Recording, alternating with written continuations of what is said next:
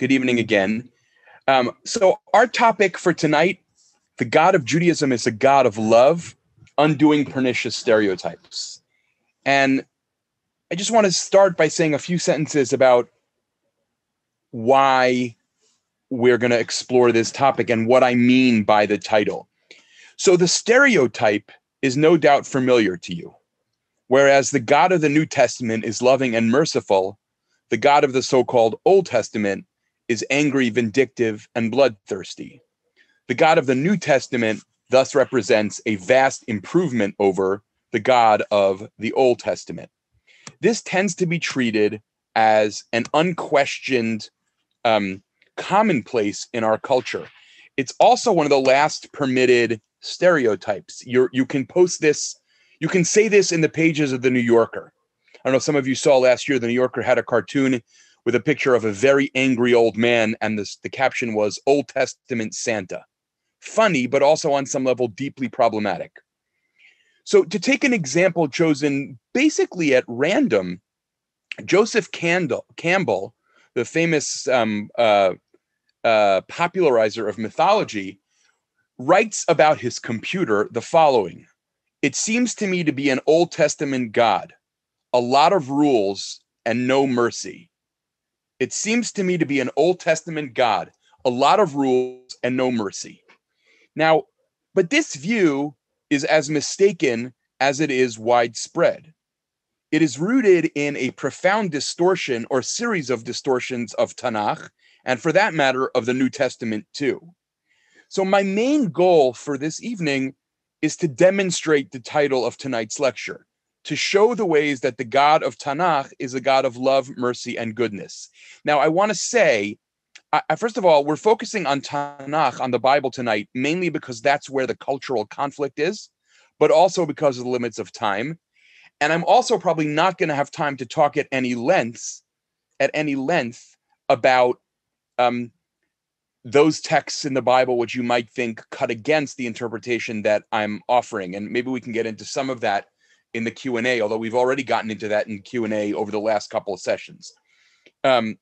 Time permitting, I may also share a few thoughts in a more theological mode about how I think we ought to think about Judaism's God of love and what it means to talk that way. So first, let's turn to the book of Isaiah. And I want to begin by contextualizing just a little bit.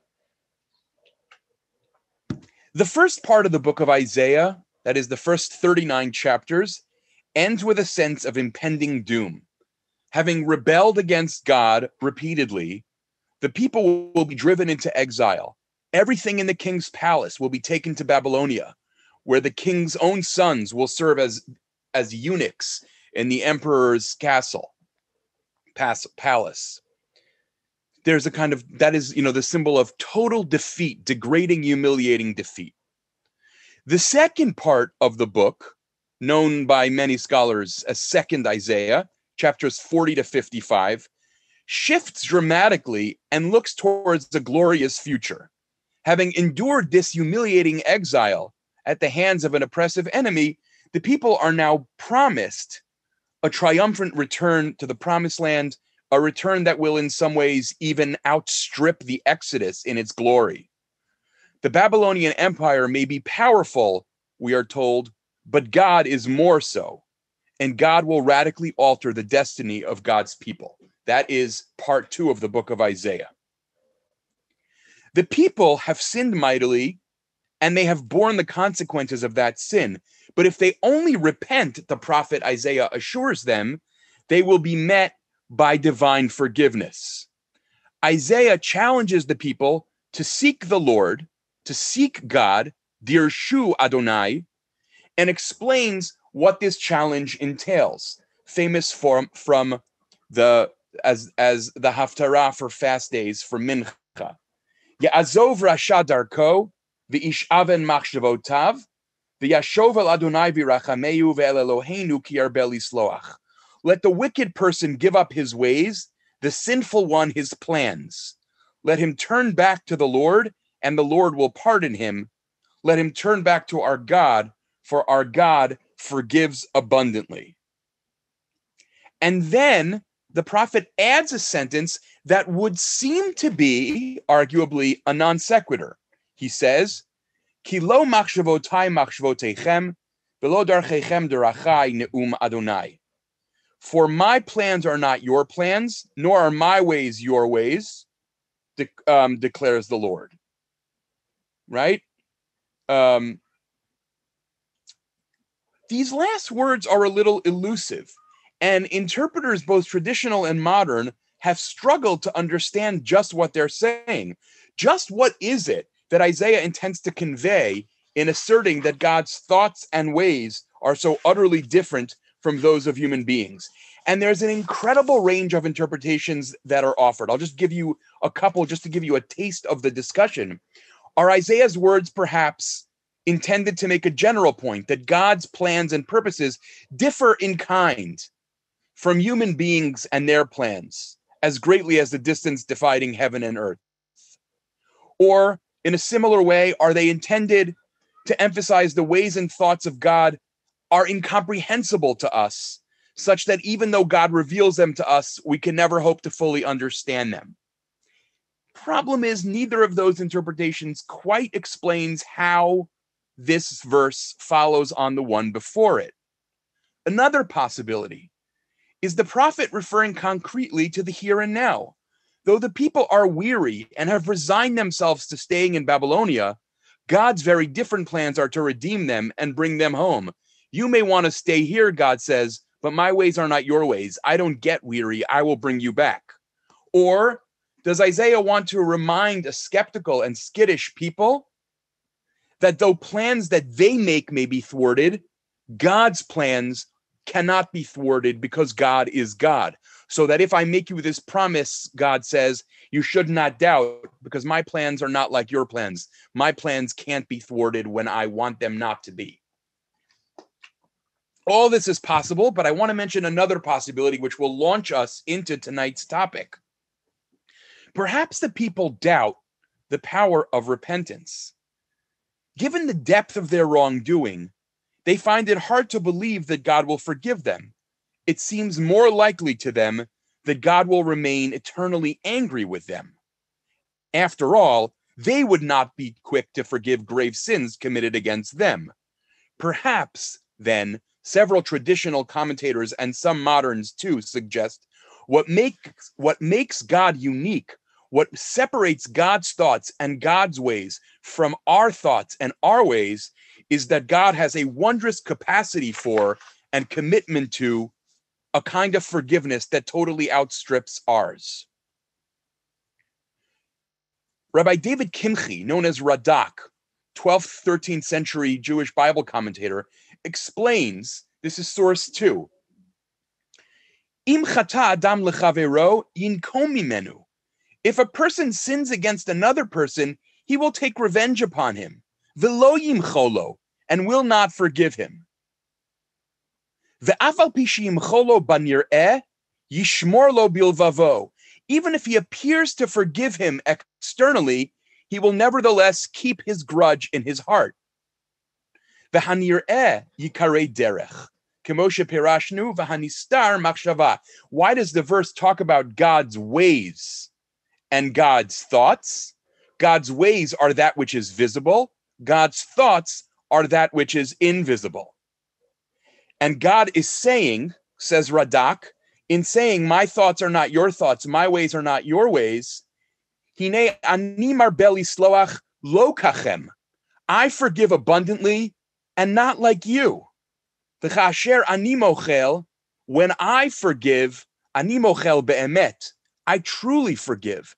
V'lo yishaer etzli meha'avon davar, and nothing of the sin remains with me.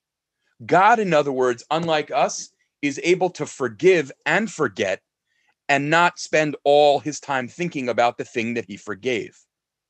Okay? Now, what is Radak saying here? In Marilyn Robinson's wonderful novel, Gilead, she speaks of two characters, a father and a son, who, and I quote here, had buried their differences. And then she adds, it must be said, however, that they buried them not very deeply, and perhaps more as one would bank a fire than smother it. perhaps more as one would bank a fire than smother it. Radak imagines God saying, in effect, unlike you, I am greatly forgiving, so much so that I smother fires rather than merely banking them. When I forgive truly. A crucial aspect, in other words, according to Radak, of what makes God unique, of what makes God God and not a person, is God's forgiveness, or perhaps better, God's forgivingness. God's godness, as it were, is inextricably linked with God's goodness. God's godness and God's goodness go in hand. Now, is Radak, are his comments the pshat? Are they the plain sense? They might well be. They're totally plausible as pshat. And Psalm 103, which I talked about the other night, actually does emphasize the ways in which God's love and God's chesed far outstrip anything that we can think of, and uses the same image of as the heavens are beyond the earth. Now, this is really interesting because here you have a prominent medieval Jewish sage arguing that the very foundation, if you will, of what makes God God, God's uniqueness, God's godness, as I've said, is, again, that God is capable of forgiveness in a way that others aren't. Not, notice, that God can smite God's enemies in ways that I can't, that God is capable of launching plagues in ways that I'm not. But no, what makes God God, utterly different from us, is forgiveness. And with that in mind, let's look at Exodus 34, 6 and 7, verses that are no doubt familiar to all of you from liturgy and probably from Tanakh. And I want to just first read these verses and then talk about them at some length. So here we have a scene in the wake of the golden calf apostasy. And we hear when Moshe pleads for God's mercy, Vaya'avor Adonai al panav vayikra, and God passed before Moses and said, Adonai, Adonai, the Lord, the Lord. By the way, Maimonides reads this differently. He vocalizes it, Vayavor Adonai al panav vayikra Adonai, and God said, Adonai el rachum v'chanun. You'll see later why Maimonides thinks that that is actually how we should read it. But the way Jews traditionally read it is vayikra, and he said, Adonai, Adonai el rachum v'chanun, the Lord, a God merciful and gracious, erech apayim, slow to anger, v'rav chesed, abundant in love, ve'emet, and faithfulness. Notzer chesed la'alafim, God extends kindness to the thousandth, I cannot say that word, thousandth generation. Nosei avon vafesha v'chata'a, and God forgives iniquity, transgression, and sin. And then this very interesting tension, arguably, v'nakeh lo yinakeh, and yet God does not totally remit sin. Poked avon avot al banim, God visits the sin of the fathers upon the children, ve'al bnei banim, and on the children's children, al shileshim ve'al ribeim, to the third and fourth generation. Now, let's understand what's going on here. Moshe has asked God in the previous chapter, Hodi'eni na et drachecha, show me please your ways. And this is God's answer. God's answer is to describe God's self in this way. Now, the reason we're going to spend a lot of time on these verses is twofold. First of all, if I am not mistaken, no verses in the Hebrew Bible are quoted more often within the Hebrew Bible than these. Let me make sure I said that clearly, right? Intertextually, all kinds of biblical verses allude to these two. Second, these verses have come to have an obviously very central place in Jewish spirituality and worship. And so it seems important to dilate on them, to really focus on them at some length. Now, I'm going to make a few small points and then a couple of bigger points. Small points. First of all, I want to just notice, Nosei avon vafesha v'chata'a, God forgives or bears iniquity, transgression, and sin. That is to say, the whole range of wrongdoing that human beings engage in is covered by God's vast love, God's vast forgiveness. Love here obviously outweighs anger dramatically. Kindness extends even to the 1000th generation. Anger merely to the 3rd and 4th. Now, la'alafim might even mean to 2,000 generations. In other words, we're talking about 250 or 500 times more love held on to than anger. Now, note, actually, before I say that, let me say one other thing. The first verse here, I should have numbered these, ends with the words v'rav chesed ve'emet.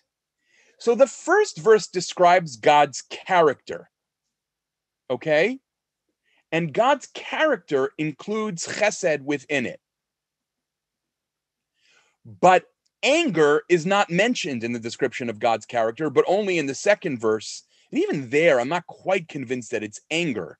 But poked avon avot al banim is in the second verse. In other words, verse 6 is about what God is. Verse 7 is about what God does. Loving is what God is. Angry is what God does. As I talked about the other night. Okay? This, I think, is very clear here.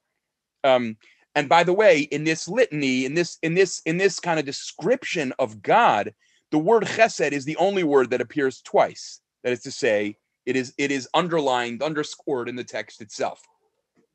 Now, if you scroll down for a minute, if we scroll down to Exodus 20, which is the 10 Commandments, you will see that there we already saw a version of this, but let's notice the difference for a minute. We're told, Lo tishtachave lahem velo to'ovdeim, you shall not bow down to them or worship them. Why? Ki anochi Adonai Elohecha el kana, because I, the Lord your God, am a jealous God. JPS gently translates impassioned God. Poked avon avot al banim ashileshim va'al ribeim lison I visit the sins of the fathers on the sons and on the grandchildren to the 3rd and 4th generations.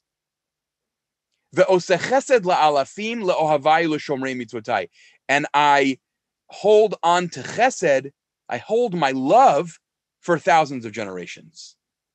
Now, notice that in the 10 Commandments, God began with punishment, consequence, el kana. First, God is poked avon avot al banim, bringing the iniquity of the fathers onto the sons, and only then oseh chesed la'alafim, God holding on to the love for generations. Now, notice something. God gives a warning that Israel should not commit idolatry, because if it does, these are the consequences. This is who the God they worship is. Then, lo and behold, Israel commits an egregious act of idolatry. And rather than bring this down on them, what God says is, you know what? I'd like to revise my self-description for a minute. Let me lead with love. I led with punishment. If you want to see anger there, maybe with anger. But here, I'm going to lead with love.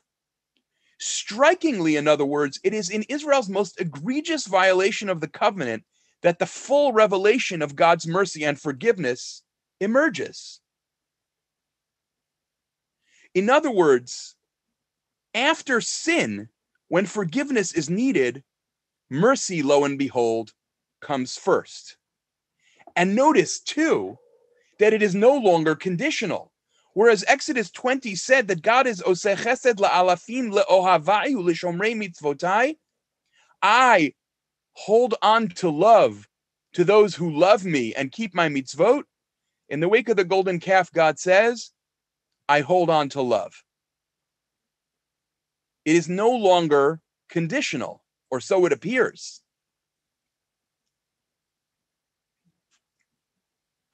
Now, if we scroll back up to to Exodus 34, 6 and 7, I want to at least take a minute to underscore this notion of nakeh lo yinakeh. That is, God is not just all sugar and light. That is to say, if punishment, deeds have consequences, because God's compassion and mercy can't mean that you can get away with anything because God is all love. There are still consequences to one's actions in the world. Now, so we've seen this outweighing, that love outweighs anger by 250 or 500 times. That love is part of who God is, but anger is only part of what God does. We've seen the ways that God revises God's self-description specifically to emphasize mercy precisely when Israel goes astray in the way God had warned against. But I still need to say something, and I don't want to get lost in this because it's not exactly our main topic. What is this story here with visiting punishment on the sons and the grandchildren? And as you probably know, the Bible itself has an internal debate on this point about whether, in fact, this is how the world works, or whether we say lo yumtu avot al banim, that children should not be punished for the sins of their fathers. Now, the point, though, here is I think that it is hard for many modern readers to get inside the conception of self that animates a text like this. We are separated from this text by 3,000 years of the evolution of how we think about self. In the biblical world, the notion of self was much more collective and intergenerational. Even before I am my father's son and my son's father, such that the idea of my bearing the consequences for my father's action makes a lot of sense and is part of a worldview. Now, you can say, well, it's a wonderful thing that we've evolved past that, and now we have a robust notion of individuality. And on one level, of course, that's true. On another level, we've lost something very important in our focus on individuality, which is we live in a world in which people are incredibly lonely and isolated and atomized. That is to say, like many things that develop in the history of ideas, things are trade-offs rather than moments of pure progress. The notion of a self that is totally isolated from its parents and its children is a mixed blessing, right? And so we need, I think, quite to be complex and open about this. Now, by the way, some people think that this description is actually on some level less of a threat than a description. That is to say, we all know cases where the sins of the fathers are visited on the grandchildren. I always think about this. One of the things that I was a rabbi in Boston in the late 90s as the Boston Archdiocese unraveled with all these accusations of sexual assault of children. And one of the things that struck me so often reading about this obsessively and talking to priests about it is how many of the predators had been prey themselves as children, and the ways in which the sins of one generation get visited on another generation. So I think it's just worth acknowledging the ways in which the complexity of this plays out in these texts. Okay, so let's scroll down now to source 5. I talked about this text having an afterlife. So first, I just want you to see that there is something really striking here, which is that God has described God's self to Moses in this way as Adonai, Adonai, El Rachum V'Chanun. And Moshe very smartly, in the wake of the other big sin, that is the sin of the spies, that Moses, in the wake of the other sins, takes this divine self-description and makes it a prayer. That is to say, and I want you to just see this because I think this is biblical theology at some of its most beautiful. In verse 17 of Moses' request to God, "V'akta yigdalna koach Adonai kasher dibarta lemor," and now may your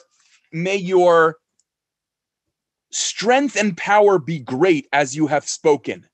And what is the definition here of God's strength and power? Adonai erech apayim v'rav chesed, nosei avon v'fesha, v'nakeh lo yinakeh. Right? God's greatness, God's power is in God's mercy. A theme that is picked up in rabbinic literature as well. But God's power is in God's mercy. Now, by the way, why does Maimonides think that we should read the verse, Vayavor Adonai al panav vayikra Adonai? Because here, when Moshe quotes God, Moshe only says Adonai once. Right? Moshe appears, in this verse at least, to hear God as having said, I am Adonai El Rachum V'Chanun, rather than 2 times the name of God. Okay, let's scroll down.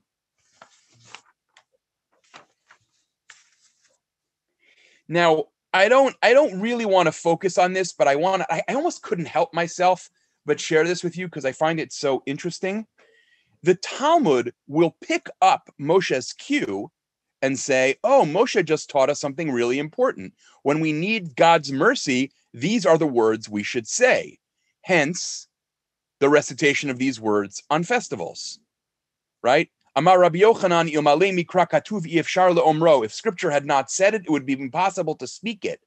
Milamed shenitatef hakadosh baruch hu kishliach tzibur. God put on a talit like a prayer leader. Ve'eralo leMoshe seder tefillah. And he showed Moshe how to pray. Amarlo kol zman sheYisrael chotin. Whenever Israel sins, yasu lefanai kaseder hazeh va'ani mochel lahem. They should do this before me, and I will forgive them. In other words, the sages pick up on what Moshe has just done. He has taken theology, transformed it into liturgy, and they say, okay, let's take that further. And let's say that whenever Israel needs mercy, these are the words that it should say. Now, we're not going to read the next text, but I included it because some of you might want to read it. It's incredibly beautiful. Rabbi Avram Saba, who's the author of a biblical commentary called Sror Hamor, he was among the exiles from Spain. He has this amazing moment where he says with all candor, he says, sometimes we need mercy and we daven these words with all our heart and we don't get answered. And then he says this totally beautiful thing. He says, we've misread that piece of Talmud. God was not telling Moshe that this is what the Israelites should say, but rather that this is what we should embody. When we need mercy from God, we ourselves should become embodiments of mercy. And it's incredibly beautiful, and you can look at it yourself later. Now, let's scroll down to source 8. A talit is a prayer shawl, yes. Now, so far what we've seen, and here we're going to take a very big and very important step that is, to my mind, extremely important. So far what we've seen is that God is El Rachum V'Chanun, Erech Apayim V'Rav Chesed, etc., merciful, gracious, long-suffering, to members of God's covenant. So far in Exodus, we saw this as a covenantal formula that defines and describes God's relationship to Israel. Now, you might say, what about God's relationship to the rest of the world? What about non-members of the covenant? What about non-Jews? Is God not merciful to them? So here are verses that are familiar to many of you from the daily prayer. We recite Ashrei, depending on how exacting you are in your prayer, 3 times a day, twice at Shacharit, once at Mincha. This is a very fundamental psalm to Jews. We say verses that you may have read 1,000 times and never realized what these verses were doing. We have here Chanun v'Rachum, which are the same words, El Rachum v'Chanun, just in different order. Chanun v'Rachum Adonai, God is gracious and merciful. Erech Apayim, again, right? That is to say, long-suffering, slow to anger. Ugdal Chesed, and abounding in love. Okay, great. So far we've quoted Exodus 34:6. But look at verse 9. Tov Adonai lakol, God is good to all. V'rachamav al kol ma'asav, and God's mercy extends to all of God's creations.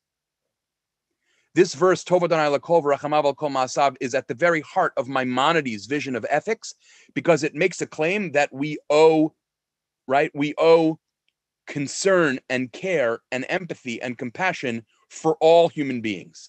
And in fact, in one place in Maimonides, he takes this verse to refer not just to all humans, but to animals as well. In other words, what the Psalm has just done that I think is extremely powerful is said, you know that thing that I said, that I, God, show mercy to members of my covenant? I also show to non-members of my covenant. I show this to everyone. I am merciful and gracious to all. Now, yet another step. The Book of Jonah. The Book of Jonah is one of the more, there's other places. Micah chapter 7 is a good example, which I'm not talking about tonight in the interest of time, where Exodus 34, 6 and 7 are quoted. But the Book of Jonah is really interesting because here is the one time where God is actually criticized for having these attributes. Okay, God shows mercy on the Ninevites, and Jonah gets very angry. He's very upset and very angry. Vayera ra'ag dola vayichar lo. And then, this has been the suspense of the book. We have not known why he ran away from God's word the whole book. We've never been told. And we hear it in the last chapter of the book. And Jonah finally tells God, Vayitpalel el Adonai, and he prayed to God and he said, Ana Adonai, please God, halo zed dvari ad heoti al admati. This is what I was saying all along. Al kain kidamti livrach Tarshisha. This is why I ran away to Tarshish. You know why I ran away from you, God? Ki yadati, because I knew ki ata el chanun v'rachum erech apayim v'rav chesed v'nicham al hara'ah. I knew that you are gracious and merciful, slow to anger, and abundant in love, and therefore forgiving of and letting go of the evil that you had said to do. And implicit, and I did not want you to be that God. Now, why not? So here, something I think is really important, and I will say that there are still some modern Christian commentators who interpret this in ways that I think are basically anti-Semitic. That is to say, Jonah is an ethnocentric Jew, right? Which I think is not at all what's going on here, actually. There's nothing in the text to suggest that. I actually think that what's going on here is Jonah is saying to God, you know what my problem with you is? These are Ninevites. These are Babylonians. Nineveh is evil. The Babylonians are the ones who destroy your temple. The Babylonians are the ones who assault your people. Even to them, you're going to be this merciful? You're merciful across the board? That's what I was angry at. I don't want you to be merciful to those who hate us. And he says, and therefore take my life. Now, and what does God say to him? What does God say in response? You felt bad for this plant, and I will not feel bad for these people. God says this amazing thing to him. God says, what do you want from me? I made them. I understand that they will hurt you. I understand that they will hurt me, but they're my kids. Now, he doesn't say they're my kids because the word ben is covenantal in the Hebrew Bible. You don't have Gentiles referred to as banim in the Hebrew Bible. But he'll say the next closest thing he can say, which is, I made them. What is it that you want from me? You do not, here is the biblical theology in its most ferocious. You do not get to determine who I, God, show love and mercy to. It is not up to you because I'm God and you're not. And my mercy outstrips yours. Back to the Radak's comment on Yeshayahu. My mercy outstrips yours. I think if I remember correctly, I haven't looked this up in a while. I think that Rabbi Isaac Abravanel in his commentary basically says, his commentary on Yonah, if I remember correctly, that Yonah says to God, don't you understand you're being played for a fool? You're being played for a fool. They're going to repent now, and they go back to the way they were in 2 weeks. God says, what do you want? They're my kids. If they're repenting now, I have to forgive them. That's who I am. Now, by the way, just to bolster this point, I brought you from the book of Nahum, part of the same collection of 12 books, the minor prophets, right? Hoi ir damim, city of blood, city awash in crime, right? Where the killing never ends. Lo yamish teref, right? It's almost like here, at the risk of stepping into an abyss, right? It's almost like Jonah is saying, what? Even Saddam Hussein, even what? Even Muammar Gaddafi, even Goebbels, you're going to forgive them too if they repent? And in this explosive moment, God says, yeah, maybe I will. It's not up to you. By the way, Jonah becomes a very sympathetic character here. Rather than the quote unquote ethnocentric Jew you see some modern Christian scholars talk about, you see here a person who's asking a question that all of us ask. Mercy, how far? How far?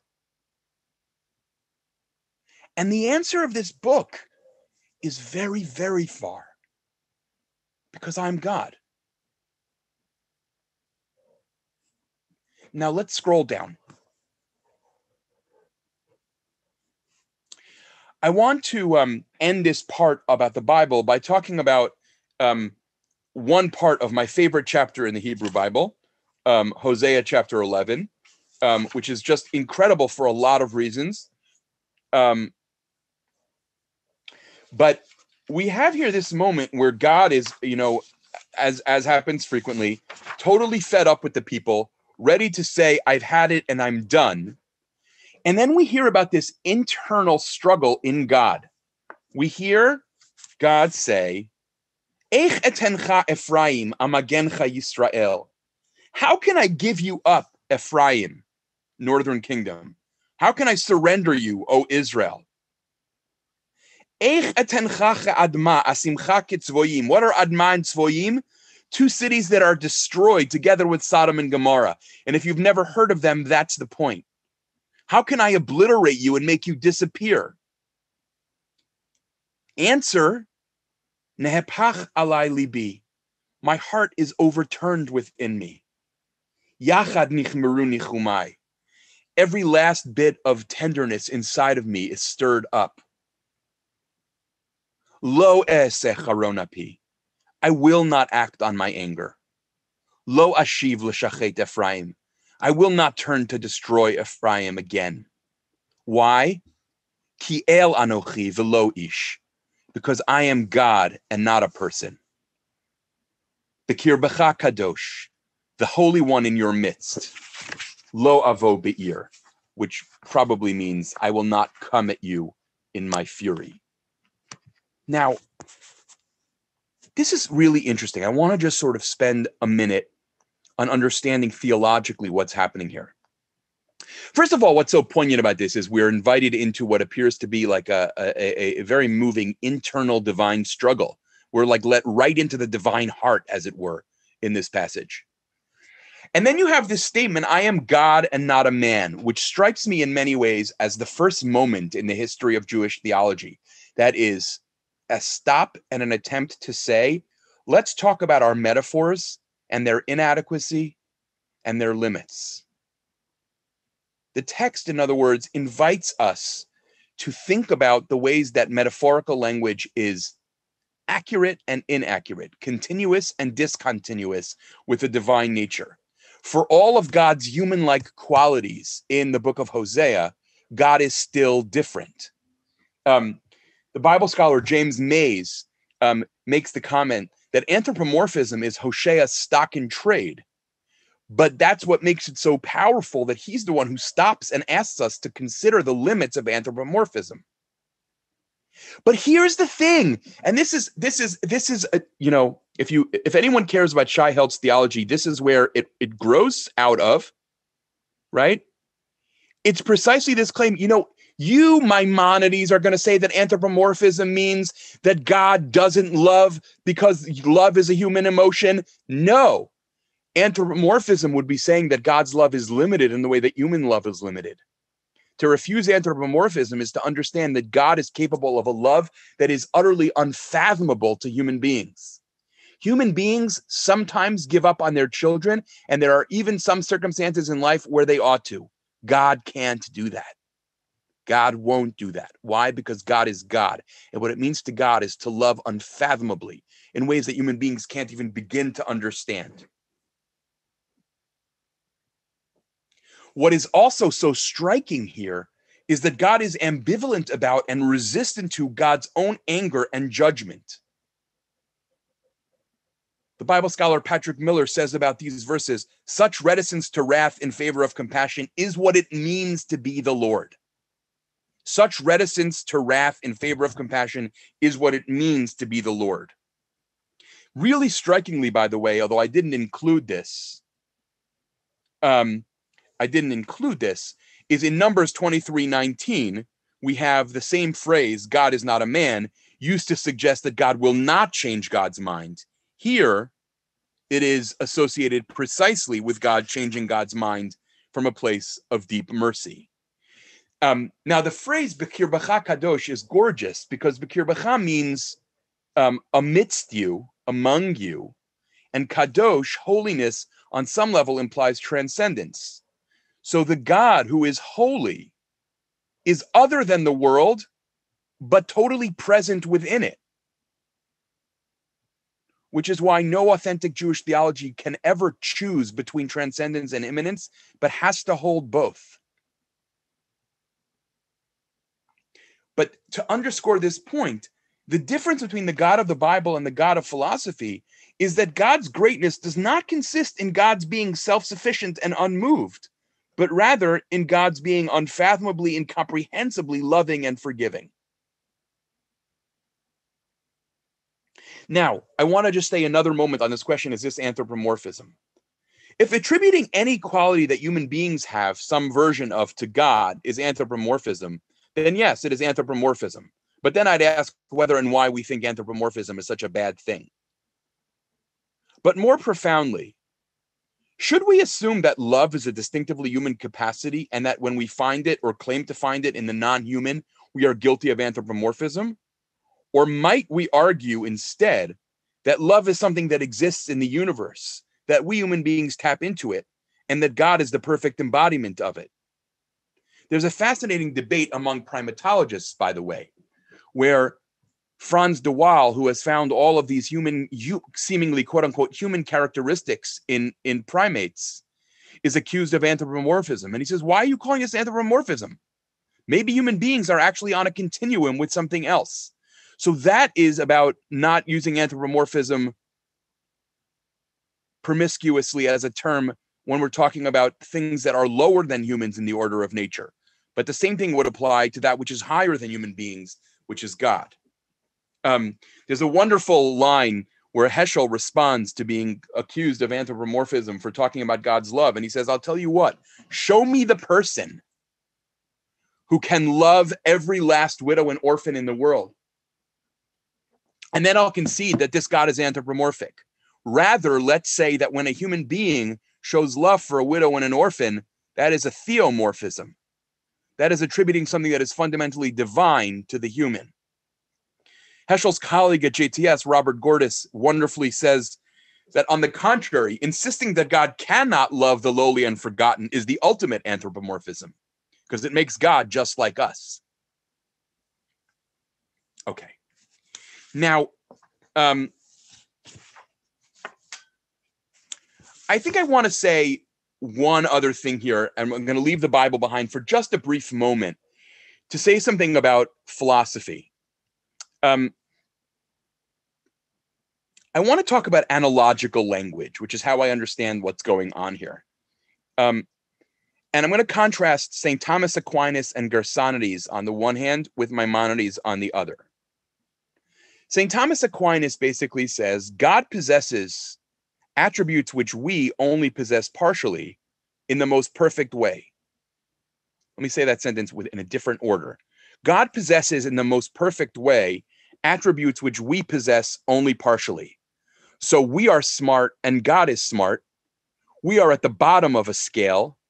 God is at the very top, so far at the very top that we don't even really know what we mean when we say it, but we know we're saying something that connects us to God.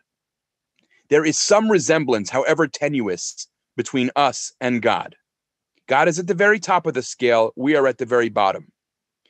Where Maimonides becomes so intensely radical and deeply troubling for those who actually understand what he's saying, I think, is his argument is that God is off the scale entirely. There is no common scale. Because for Maimonides, to suggest that God is in any way at all on the same scale as we are is to reduce God to nothing more than a very powerful human being. For Aquinas and for Gersonides, if you say God is loving, yeah, I love, but the way that I love doesn't obviously come close to the way that God loves. God is the very top of the scale, higher up on the scale than I can ever imagine. I'm going to try this one other way in case I've lost you. You could argue that the issue is how we use language. And here, we're going to do medieval philosophy of language in 3 sentences, okay? There's 3 ways to use words. One is univocal. I mean the same thing when I use the word of God and when I use it of a person. A univocal use of a word would be the word planet in the following sentence. Mars is a planet and Venus is a planet. Right? That's univocal. That's, word just means the same thing twice. At the other pole is equivocal, which we would call a homonym. Baseball players use bats. Bats come out at night. Right? Baseball players use bats. Bats come out at night. According to Maimonides, when I speak of love or knowledge or whatever about God and about us, I am using the words as homonyms. Sometime you can come, I'll give a class on why, at the end of the day, I think Maimonides' position is not sustainable or coherent, but that's a different discussion. The middle position is analogy. Here's an example of using a word in an analogical way. Everybody ready for this? Fasten your seatbelts. I love my wife. I love sushi. Now, on one level, those 2 uses of love are related to each other. There is something in common between loving sushi and loving my wife. But I love my wife in a way that is totally different than I love sushi. That's what Aquinas is saying about when you use a word about God and a word about us. Right? It is analogical. Maimonides is about equivocation, and Aquinas, Gersonides, is about analogy. Now, if I had more time, I would talk about some of the following things. Is divine anger a problem? Does divine anger contradict divine love? Is divine anger actually a good thing? What about the violent things that God does and commands us to do? Do they undermine the notion that the God of the Bible is a God of love? And for that matter, what about God's silence and God's seeming absence at times? Does that undermine that God is the God of love? That's a topic for another series. I'm happy to talk about some of that, at least briefly.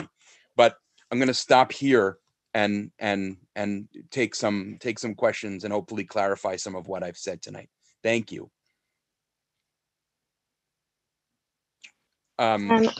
Miriam, go ahead. You can give me some around, okay? Sure. I see a few questions that have a similar theme, but I'll read them anyway. Sarah asked, in the instance of the golden calf, if God is leading with mercy, what do we do with God wanting to destroy the people and start over again with Moshe? Okay. Go ahead. Sorry, there were also some similar examples, such as Dan asked, how do we deal with moments when God acts in what would seem to be out of fury, such as the taking of Nadav and Abihu? Wouldn't it have been compassionate to teach them?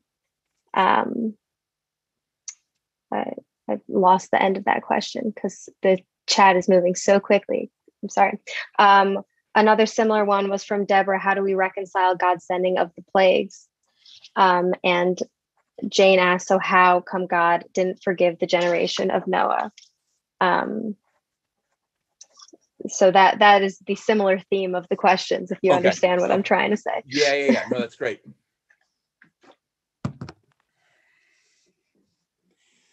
I want to give what is going to be an irritating answer. I am not claiming that I or anyone else can tie the entire biblical corpus up into a bow and make it neat and make it a work of 21st century theology that conforms to all 21st century sensibilities. That is not my project, nor do I think it is possible. I think that the Bible is a complex book produced over a period of,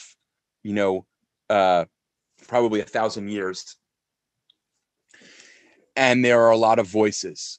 I think what I am invested in is making the claim. I think that I'll get to some of the concrete examples in a minute, but I think what all religious thinkers do, whether they admit it or not, is decide what to read in light of what. What anchors your vision of the tradition as a whole? In light of what text do you read other texts? That's, I think, part of maybe what Rabbi Akiva and Ben Azai meant when they talked about what is Klal Gadol BaTorah, what is the great principle of the Torah. What do you read in light of what? And what I'm suggesting is that in this text, in the Bible itself centers Exodus 34, 6, and 7 as a theological vision.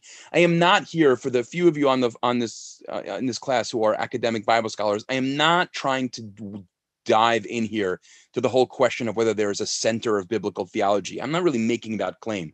I'm merely making a claim that this is a center or a core idea in light of which I choose, with the Jewish tradition as a whole, to read everything else. So if you want to start saying, what about this text? What about that text? I'm happy to join that chorus, if you will, because there are many texts that disturb me too. But just to talk about them concretely for a minute, the golden calf, well, so Sarah's question, the answer to that, I think, is that's before Moshe's intercession.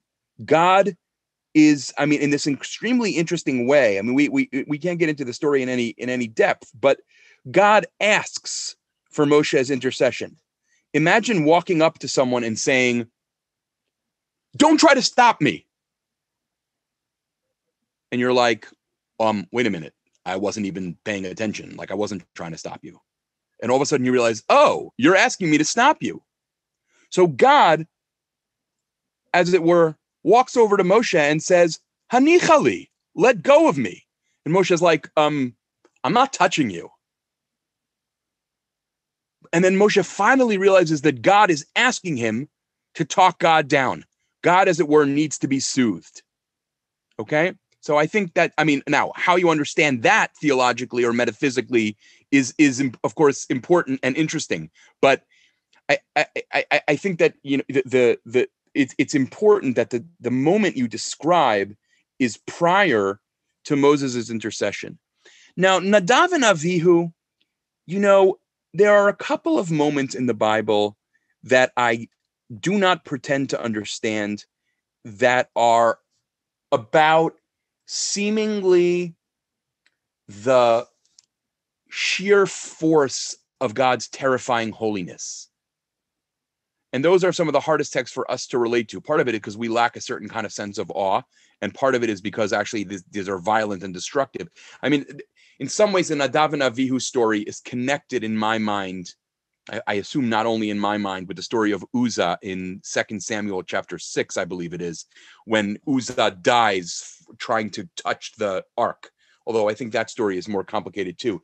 I don't know what to say about those in the context of God's love and mercy. It's almost like that's another face of God, the face of God as the tremendum.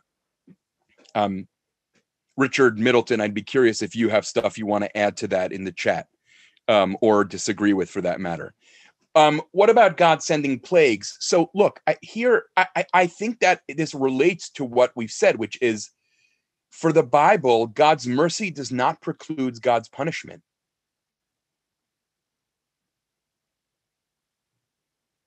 Okay, I think that's actually really important. And God being slow to anger does not mean that God doesn't get angry. It means God does get angry. It just takes a while. And by the way, about divine anger, Heschel has this really interesting comment. I don't think that it solves all of the complex questions about anger, but he says this thing that has stayed with me so profoundly over the years, where he says, for those of us who went through what we went through in the 20th century, divine anger is a source of enormous comfort, because it means that somewhere in the universe, somebody actually cared about the murder of innocent children. It wasn't on earth that people cared, so maybe it was in heaven. That divine anger, Heschel, it basically seems to say you should be ashamed if you have a theology without divine anger. In a world of genocide, a God who never gets angry is not that worthy of being God. That's worth meditating on.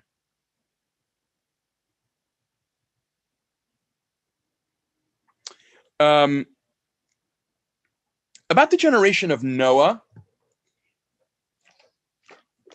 I think that if you read the story of Noah carefully, what God does in Noah is in some ways should be imagined less as a punishment and more as God saying, if you are essentially going to turn the world back into chaos, I'm just going to let you. And so I've held the waters off as a form of pushing chaos away. If you're going to let the world turn into chaos, I'll just go along with that. Like, I'll let you do what you're doing. In other words, I think what happens in the flood story is God, as it were, allows the people's behavior to reach its logical conclusion. But, there's a way in which I think it's also the case, and I don't know what to do with this as a theologian, but as a reader of the Bible, it seems that in the wake of the story of the flood, God learns that this is not the way God wants to react. Right? God essentially says, I'm never going to do this again. This is not the right way for me to react. God is like an artist who rips up his canvas and then says, you know what? What have I accomplished by ripping up a canvas? Okay. Miriam, let's do another round of 3 questions. Sure. David said, I know you don't believe that God is a person, but you seem to believe that God is a personal being. And he asked if you could explain the difference. Gary also said, this isn't so much a question, more of a comment in the form of a question. Does not only chesed induce dependency, must it not be linked to gevura so as to encourage the self-actualization of the other and their independent development of the other? Chesed must have boundaries. And Lev asked, is God still so merciful today? Is that Lev Held? It is. Uh-huh. Okay. Okay, so Lev Held is my 11-year-old son and Chavruta, in case you're wondering.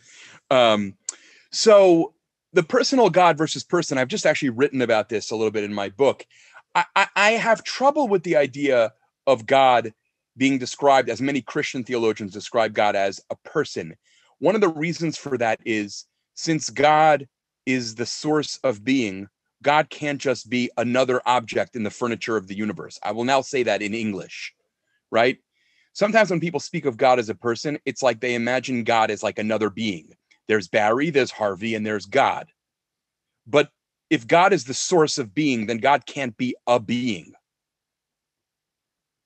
But whatever God is, and I don't know what that is, what I'm saying is that God is personal in the sense that God can be related to, God has a will and consciousness. It is my contestation. This is where I argue with a lot of people who do some version of liberal theology, that anything that doesn't have will and consciousness is lower in the order of being than I am and not worthy of my worship. A God who is a force in the universe, I just don't see why I would worship that. I am more than a force in the universe. Now, obviously, everything I'm saying right now, I could spend hours trying to develop and we could go back and forth about. But when I say God is personal, I mean that God has a will and consciousness and can be related to in personal ways. But God is not a person, in that God is not just like a version of me sitting in the sky. I have a lot of questions about this whole tendency among a lot of Christian philosophers of religion to speak of God as a person. I'm happy to talk about that at greater length at some other point. About chesed and gvura. So that's a Kabbalistic way of putting it.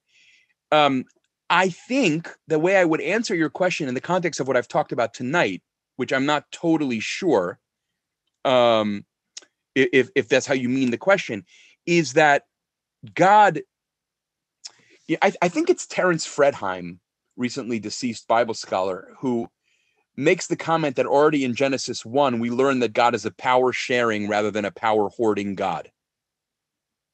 Because God basically says, let the earth bring forth stuff. God doesn't make everything that there is in the world. God has those things that God has already made make further things.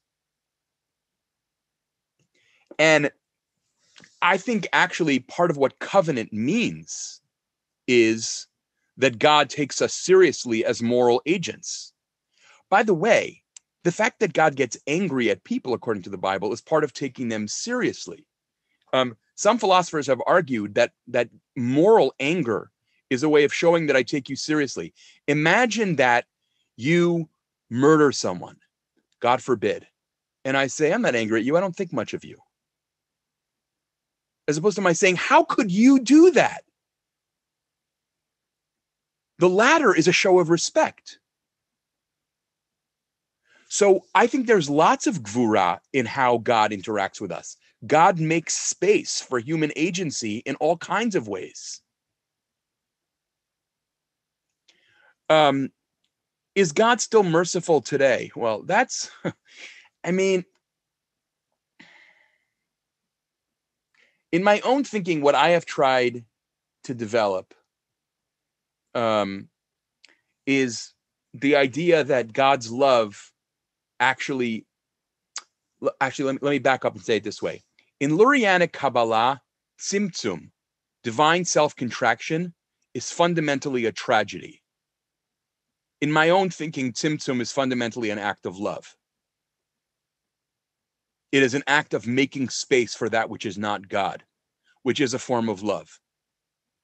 I want you to have space to act and shape the world in which you inhabit.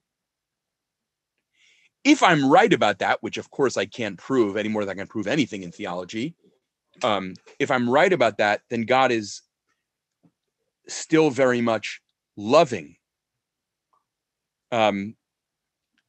merciful in the sense that God allows us space to be agents. In a world in which God saved every person in crisis from every crisis they were in a world in which human agency was good until it made a mistake, in which case God would immediately step in to correct it. In that world, I don't know how much meaningful freedom human beings would have. So my answer to Lev is a tentative and apologetic yes, where the reason it's apologetic is I'm obviously aware of almost unspeakable degrees of human suffering. And I don't talk about God's mercy without on some level wanting to apologize for those for whom that language is too painful. But if you ask me, do I think that God is still merciful? Yes, I think that. Or maybe I should say, on the days that I still believe in God, I still believe that too. Miriam, let's do maybe 2 more questions and then we'll call it a night. Sure. Reuven said, on the issue of whether humans can attain God's attribute of forgiveness, if, as I understand you to say in a previous session, that tochacha is a method to avoid hating others, would tochacha also be a method to overcome the obstacle of human hate/anger to achieving the attribute of divine forgiveness? And in parentheses, that in fact, does God at God's best engage in tochacha before forgiveness? And another question Deborah asked was, does God make space for evolution? I don't think Deborah meant evolution in the scientific sense, but it's possible I misunderstood her. Okay. So if I understood Ruvain's question correctly, I would say for sure tochacha is a way of making space for forgiveness. Maimonides in Hilchot Deot actually says that when someone hurts you, you're supposed to say to them, why did you do this? When I was younger, I read that as, why did you do this? And as I've gotten older, I've started to read it as, why did you do this?